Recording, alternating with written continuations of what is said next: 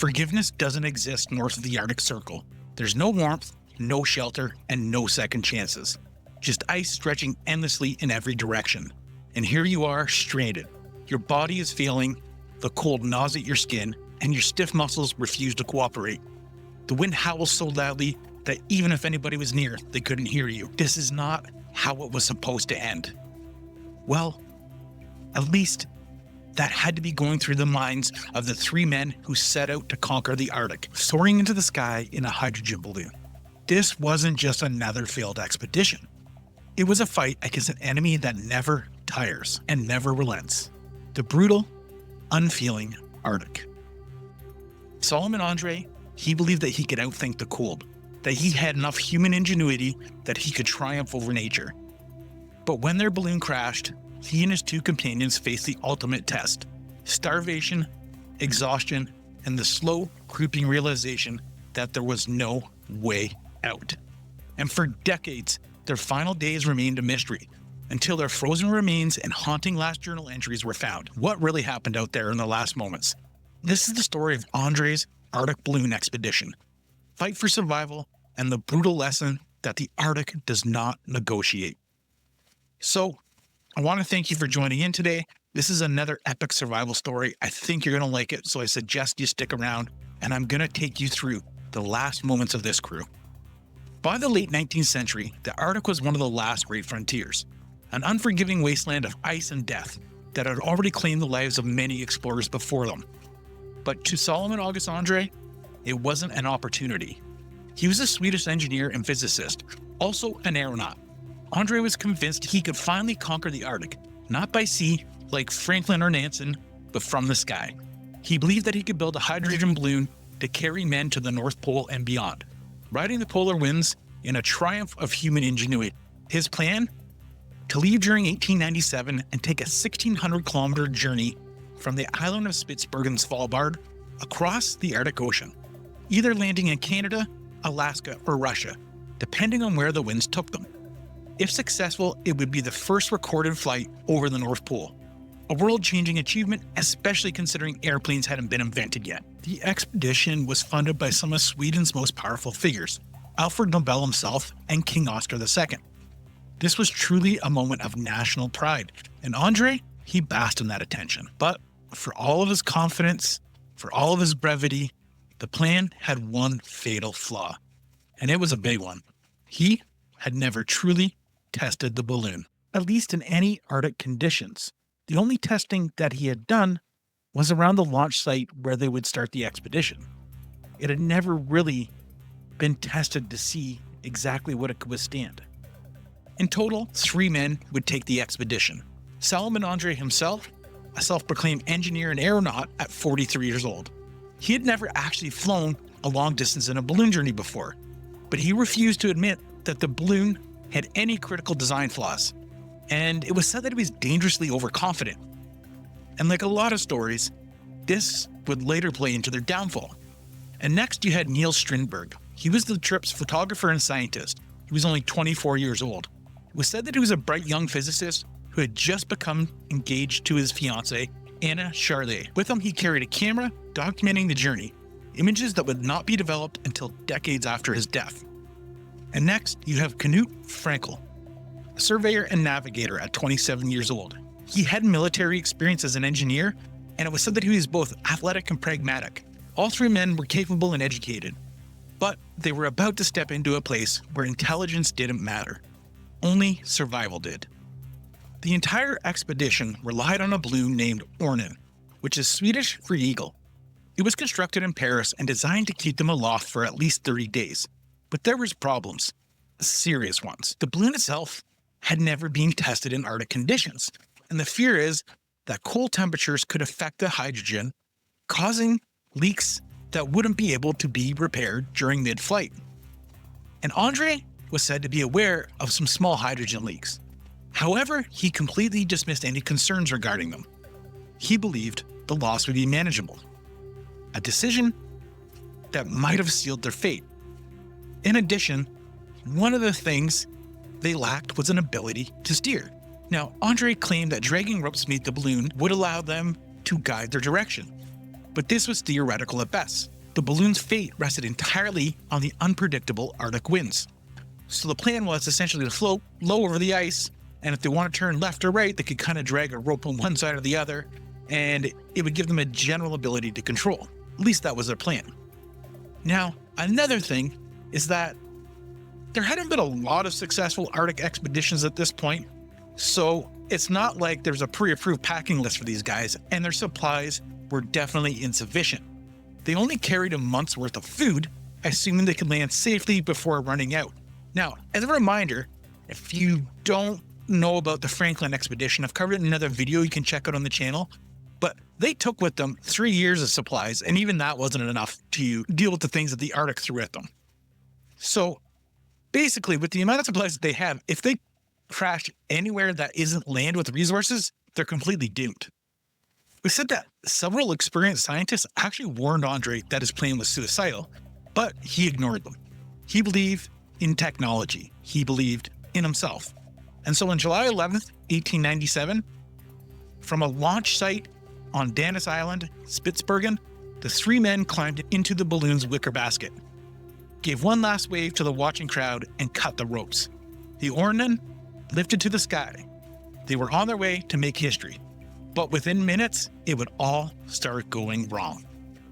The Ornen that was meant to be the triumph, that was meant to carry them over the Arctic wastes towards history, almost betrayed them immediately. Within hours, things would take a drastic turn and things would start to go wrong. If you're enjoying this story or other stories like this, consider subscribing to the channel to stay up to date for our latest episodes. As always, I don't want to keep you too long, so if you don't mind hitting that like button, it helps the channel grow, and we'll get out of your hair. Thank you. Within hours of takeoff, disaster would strike, and leaking hydrogen at an alarming rate, much more than Andrée had anticipated. They would try to compensate. To stay airborne, they had to weigh less, so they would begin to throw bags of sand and what little supplies they had.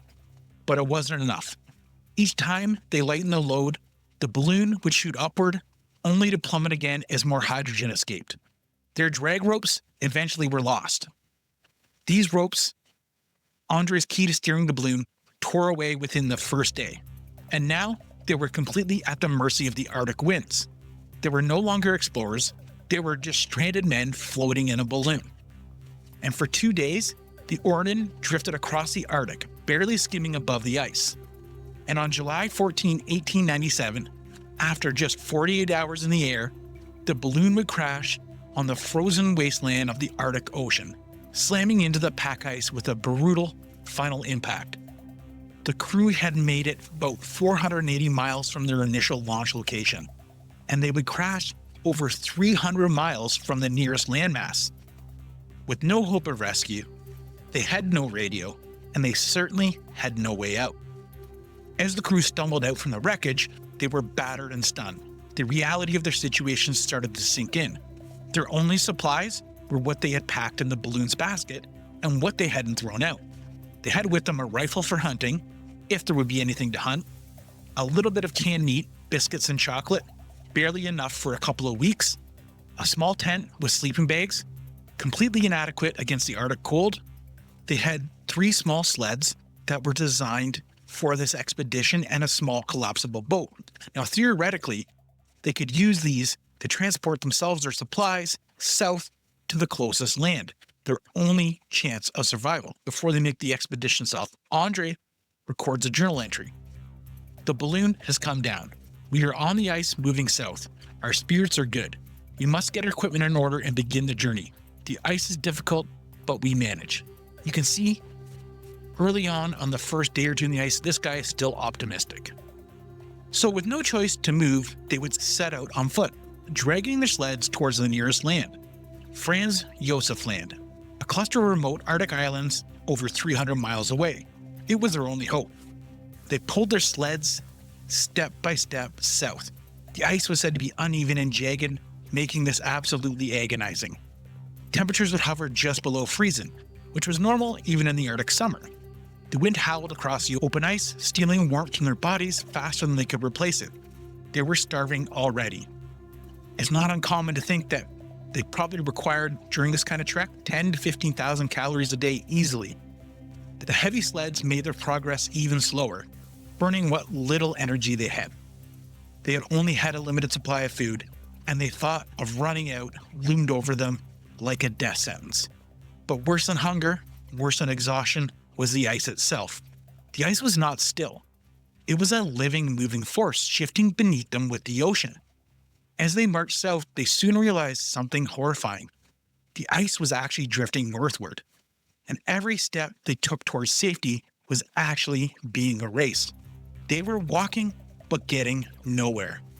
The realization hit them like a gut punch. They weren't just lost, they were trapped. And if they didn't find a way off this ice soon, they would never leave it. And every day was a brutal march southward. They were dragging their failing bodies across the endless frozen hellscape. The Arctic doesn't break you all at once, it takes you slowly. It starves you, it freezes you, and it wears you down until you can't move anymore. And for nearly 3 months, they struggled southward, hauling 3 sleds and a collapsible boat across the drifting pack ice. During their journey across the ice, the only thing that was probably keeping them alive was a little bit of supplies they had, and they were able to hunt for a few seals and polar bears along the way. But it just wasn't enough to really sustain them. Their bodies were completely exhausted. And by early October 1897, they reached the first landmass they found, White Island. It's no surprise they didn't quite end up exactly where they were trying to go, considering the ice pack was moving and they had a rudimentary means of navigation. Now, White Island was a barren, ice-covered landmass about 150 kilometers east of Svalbard. It was isolated. Andrée recorded in his journal that the ice is merciless. We struggle, but the terrain is against us. The cold gnaws at us, and our strength is waning. It really seems like Andrée here is starting to acknowledge the dire situation. It was unforgiving. There was no vegetation, no game, and almost no hope of survival. They had carried that boat for weeks, believing it could save them, but they never used it once. And it makes me wonder how many precious calories they burned, and if it could have been the difference between life and death for them, as taking it would have put them much more into a calorie deficit, only accelerating their demise. So once on White Island, their bodies were really starting to give out. At first it was subtle. It was more of an exhaustion. Then it started to become impossible to ignore. Niels Strindberg, the youngest, was the first to really weaken. His journal, once filled with precise observation and hopeful plans, grew shorter and more fragmented.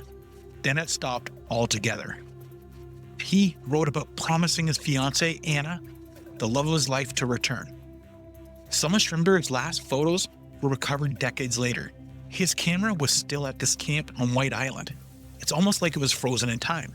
Solomon Andrée, the leader, he would keep writing throughout this time. His journal had always been his way of controlling the narrative, his way of making sense of the journey. But his final entries would become erratic, rushed, and his handwriting growing weaker. One of André's last journal entries reads, "Frænkel can no longer walk. Strindberg is weak. My hand shake. Writing is difficult. We have reached land at last. We have solid ground. But there is no relief, no escape. The snow presses in. Food is low. The cold, unbearable. This is no place for man." So you can see that André's mind is really starting to cope with the fact that they're probably not going to make it out of this situation. They were supposed to be pioneers, heroes of Sweden, and instead, they were just men dying alone on an island of ice, with no one in the world knowing where they were. In the last days, it was said that the men's food ran out. They had rationed as best they could, stretching their canned meat, biscuits, and chocolate. But in the Arctic, starvation isn't just hunger. It's weakness, confusion, and the slow shutdown of the body. André's journal suggests they tried hunting birds, likely Arctic terns or ptarmigans in that area, but with the limited ammunition they had and their failing strength, it just wasn't enough to sustain them. What we do know is that one by one, they would slowly lose their ability to move, which is a common thing when you've been out and exposed to the elements. Your body just starts to shut down, your muscles stop working. And now, here they were at this final camp. That maybe some of them still hoping for rescue, and maybe just trying to summon the strength to go on. But unfortunately for these men, the Arctic was too much, and one by one they would meet their end. But unfortunately, that's not something that their families and the people back home would find out about for 33 years. For 3 decades, nobody knew what happened to them. The Ornan had vanished into the Arctic, swallowed by the ice. There was never any distress signals, no remains, and no answers. There wasn't even a starting place to launch a search and rescue expedition, as the balloon's entire plan to traverse the Arctic was reliant on random wind patterns. So it was really like finding a needle in the haystack. The world had assumed for 30 years the worst, but the details were truly a mystery as to what happened to the crew. And then it would be in August of 1930 when a Norwegian scientific expedition landed on White Island, a desolate and ice-covered rock in the middle of the Arctic Ocean. They weren't looking for Andrée, but they would find him. It was said that the scene was frozen in time. They came across a camp half buried in ice. It ended up being preserved by the cold. Scattered around were the remnants of a desperate fight for survival. Tattered sleeping bags, broken sledges, supplies, and most chillingly, the remains of all 3 men. Strindberg's body was found still wearing his boots, lying near the camp. Frænkel lay nearby, his body frozen in place. Andrée was also found nearby, his journal with him. Its final words absolutely unreadable. They were smudged by the ice, leaving behind the question of exactly how they perished. Did they die in their sleep? Did they drift into unconsciousness too weak to move? Did they take fate into their own hands and end their own life? The rifle, though, it was still fully loaded, never fired, and it lay beside them. It's likely the Arctic Colt. The journals were all easy to find, and they told the story in fading, fragile ink. As the team sifted through the wreckage, the truth of Andrée's last days started to emerge. They had made it to land after weeks of drifting at sea, only to reach White Island, where there was no salvation. It was barren with no food and no shelter. They died slowly. Their bodies showed no signs of struggle or no wounds. Now, the question that pops up in my mind is like, why they made it to land? Why couldn't they kind of set up a base camp and try to forage what they could and set up a little bit of a routine for survival? You know, gather a little bit of food, maybe get some of the birds. But you said that rifle wasn't even fired. And what goes into my mind is that these guys were probably expended all their energy, already had hypothermia by the time they reached it to this island, and just weren't like physically capable of actually going to take care of themselves. So they made it to the rock. And I can tell you, from what I look at the ecology of this island, it's not like it was going to be easy for them to find food. So they're going to have to expend a lot more energy hoping they could get a couple birds, right? And they just didn't have it. And with hypothermia, it also impairs your mind. So they also weren't going to be thinking clearly during this time or making the best decisions. And when you start compounding those factors, it often ends up with people who literally just kind of lay there, go to sleep and die because your body just limb by limb, organ by organ, continually shuts down to the point where you just want to go to sleep. And now, in some cases, it does do the opposite. It causes people to get like a burst of energy and go into something called like paradoxical undressing, where you actually start to feel like you're hot. So you start ripping all your clothes off, but that's just a symptom again of hypothermia messing with your brain and your nervous system. So it really, truly doesn't surprise me that these 3 guys kind of just laid down by that fire and never really got back up. I don't think they could have even if they wanted to. Autopsies do confirm that the 3 men did have food in their stomachs, including meat, so it's unlikely that starvation was the cause, rather hypothermia. However, one doctor would go on to say that he believed they may have consumed tainted bear meat, but there's really no proof of that. I guess it's possible they got trichinosis or some kind of food poisoning, but it just seems more likely that the cold got them. Now, it's clear that Andrée really thought he could outthink the Arctic, which is funny because the fact that this happened 60 or 70 years after the Franklin expedition, who had taken like 3 years of supplies, ships outfitted for the Arctic with steel hulls and heating systems, and they still didn't survive it.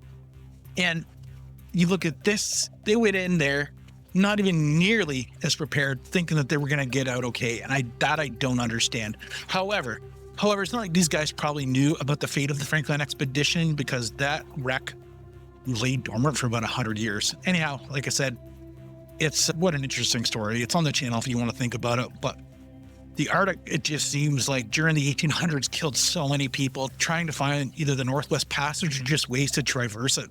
It was a brutal landscape, and there was a reason why people don't go there unprepared.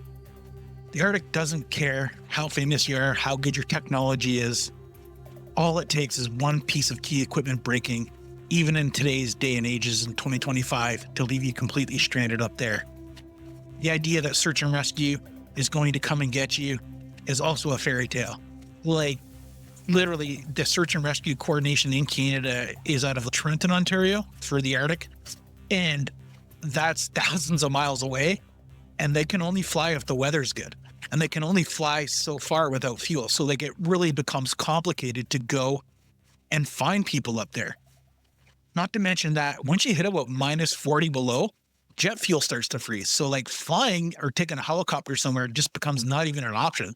So it really, really is serious that even in today's day and age, you could be stuck up there for 2, 3, 4, maybe 5 days before a flight can actually get its way to you.